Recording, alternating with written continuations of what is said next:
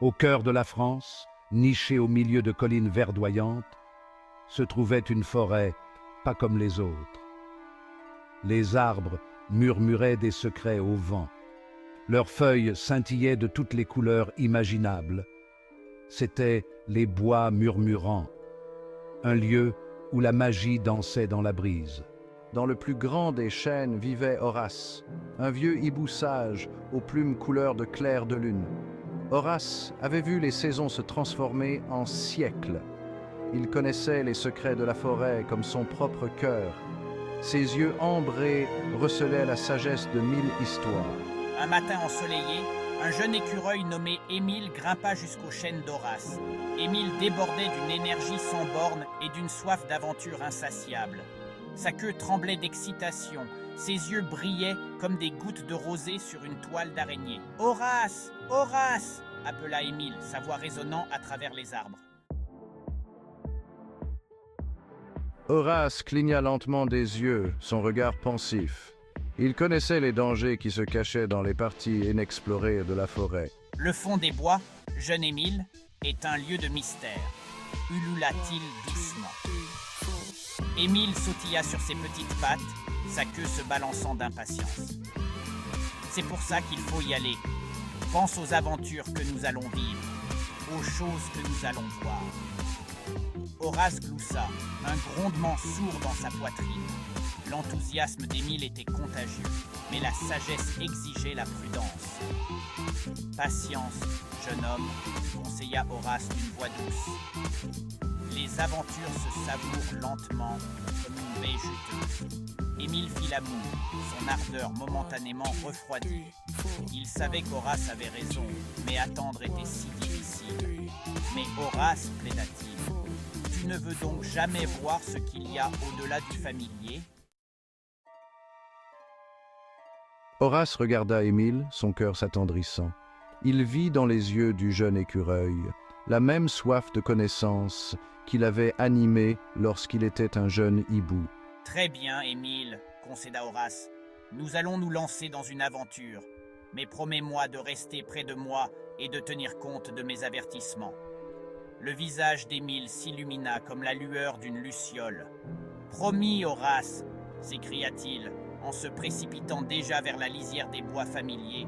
Ensemble, le duo improbable s'aventura dans l'inconnu. Le sol de la forêt scintillait de toiles d'araignées recouvertes de rosée. Des papillons aux ailes semblables à des vitraux passèrent en voletant.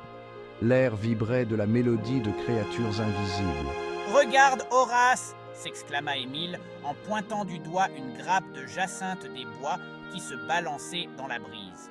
Les fleurs se chuchotaient des secrets d'une voix semblable à de minuscules clochettes. Elles racontent des histoires. « Horace, attends-moi !» Alors qu'ils s'aventuraient plus profondément, les arbres devinrent plus denses, leurs branches s'entrecroisant au-dessus de leurs têtes. L'air se chargea de l'odeur des pins et de la terre humide. Le sol de la forêt était recouvert d'un tapis de feuilles mortes, cachant des merveilles invisibles. Patience, Émile. Émile, incapable de contenir son excitation, se précipita en avant.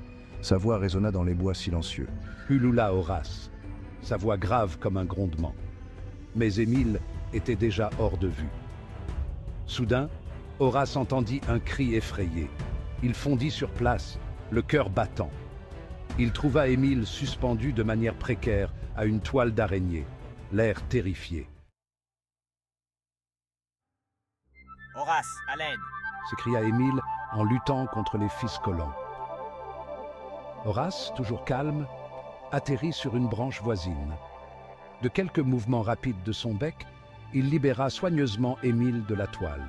« Tu te souviens de ce que je t'ai dit à propos de la patience, jeune homme ?»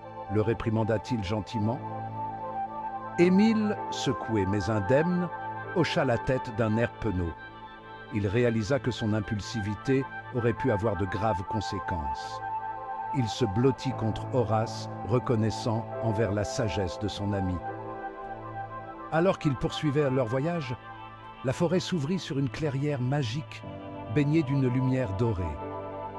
Des animaux de toutes formes et de toute taille dansaient et jouaient ensemble. Une famille de cerfs broutait paisiblement, les yeux brillants d'une douce sagesse. Un renard malicieux poursuivait un lapin rigolard, leur rire résonnant dans l'air. Émile observait avec admiration son impatience oubliée. Il réalisa que la vraie magie de la forêt ne résidait pas seulement dans l'exploration de l'inconnu, mais aussi dans l'appréciation de la beauté de chaque instant. Alors que le soleil commençait à se coucher, peignant le ciel de teintes orangées et violettes, Horace et Émile reprirent le chemin du retour vers la partie familière des bois. Émile marchait aux côtés d'Horace, ne courant plus devant. Il écoutait attentivement les histoires du hibou, le cœur rempli d'émerveillement. Et ainsi, la forêt enchantée fut le témoin d'une amitié forgée dans l'aventure partagée.